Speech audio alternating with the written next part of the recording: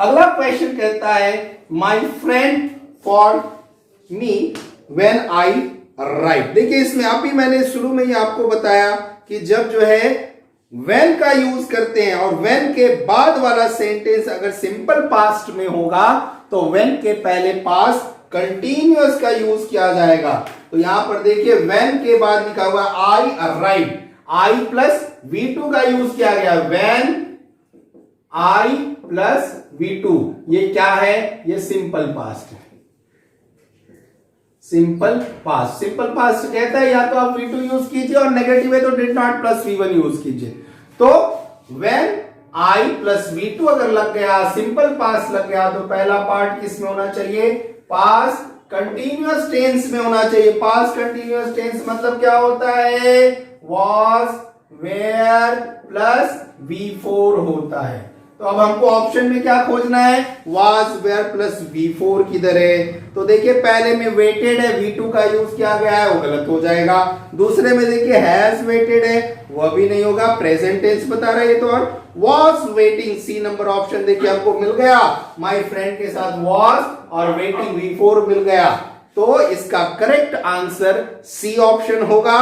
और has been waiting ये present tense है, जबकि आगे का सेंटेंस बता रहा है कि हमको यह सेंटेंस पास्ट में लिखना है, इसलिए इसका करेक्ट आंसर सी होगा। फिफ्थ नंबर क्वेश्चन,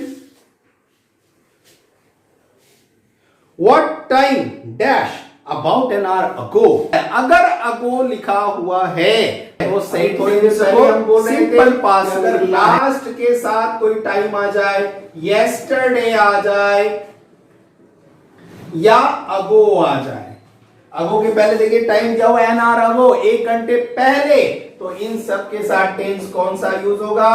वो होगा सिंपल पास्ट। और सिंपल पास्ट का मतलब क्या होता है? या तो आप V2 यूज करें और नेगेटिव है तो क्या?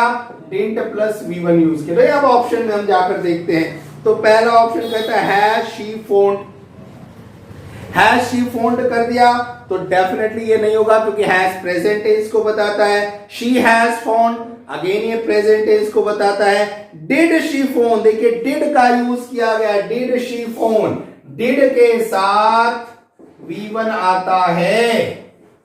इंट्रोगेटिव सेंटेंस का स्ट्रक्चर क्या कहता है कि WH लिखिए, फिर हेल्पिंग वर्ब लिखिए, फिर सब्जेक्ट लिखिए और उसके बाद तब जाकर मेन वर्ब लिखिए और बाद में बाकी जो शब्द बच गया अदर वर्ड्स। स्ट्रक्चर देखिए, व्हाट टाइम, WH आ गया। अब जरूरत किसकी है? हेल्पिंग वर्ब की जरूरत है। या अगो लग गया है, हमको टेंस सिंपल पास्ट यूज करना है तो सिंपल पास्ट के लिए हेल्पिंग वर्ब डिड होना चाहिए। तो देखिए इस ऑप्शन में डिड दिया हुआ है सी नंबर में। उसके बाद फिर सब्जेक्ट है शी और उसके बाद V1 भी है, फोन। तो what time did she phone about an hour ago, तो 5वां का करेक्ट ऑप्शन हो जाएगा सी।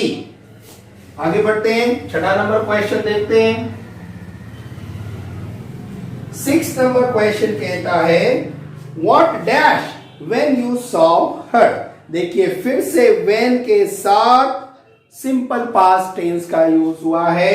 सॉ V2 है। अच्छा, आप कैसे पहचानेंगे? कभी कभी लोग कंफ्यूज होते हैं, भाई हम कैसे पहचानेंगे कि सिंपल पास्ट है?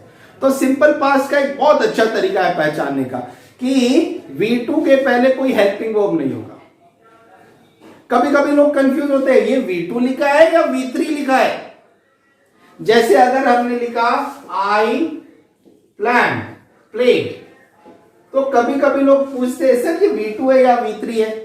तो डेफिनेटली याद रखिए, अगर आपको दिख रहा है V2 V3 में कंफ्यूजन, आगे कोई हेल्पिंग वर्ब नहीं लगा है तो ये V2 माना जाता है। लेकिन अगर कोई आगे हेल्पिंग वर्ब लग गया, उसके बाद इस तरह के वर्ड्स हैं तो वो होगा V3। For example cricket was played, cricket was played. अब यहां पर देखिए प्लेड वर्ड का यूज है, लेकिन उसके पहले एक हेल्पिंग वर्ब आ गया है, तो जिधर हेल्पिंग वर्ब आ गया तो ये क्या हो जाएगा? V3 हो जाएगा।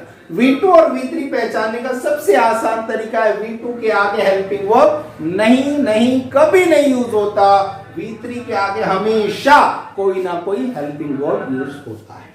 खैर आइए क्वेश्चन नंबर 6 कर रहे हैं हम लोग।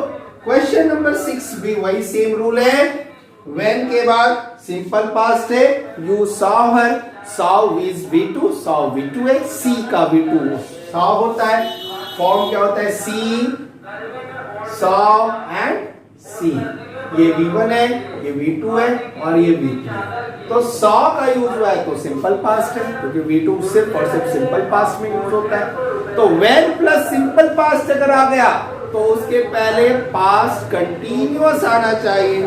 पास्ट कंटिन्यूअस का मतलब है कि हमको क्या खोजना है, was या where के साथ V4 खोजना है, पहली बात। दूसरा देखिए, सेंटेंस इंट्रोगेटिव है, लास्ट में क्वेश्चन मार्क है, तो क्वेश्चन मार्क है और आगे भी WH है, व्हाट, तो स्ट्रक्चर क्या कहता है, WH plus helping verb plus subject plus main verb plus other verb. ठीक है, ये स्ट्रक्चर है, कॉमन स्ट्रक्चर इंट्रोगेटिव सेंटेंस का। तो हमने क्या करना है, WH की जगह पे देखिए क्वेश्चन में व्हाट लिखा है। अब हमको खोजना है कंटिन्यूअस। कंटिन्यूअस का मतलब होता है क्या, हेल्पिंग वर्ब की जगह या तो was आएगा या where आएगा, लिख दिया आपने। फिर उसके बाद है सब्जेक्ट। सब्जेक्ट में यहां देखिए रीता का नाम दिया हुआ है तो आप लिख दीजिए रीता, और मेन वर्ब में V4 आना चाहिए। हर एक में देखिए आप वियर लिखा हुआ है तो डेफिनेटली वियर का V4 क्या होता है, वेयरिंग। तो हमको क्या खोजना है, was वेयर रीता वेयरिंग।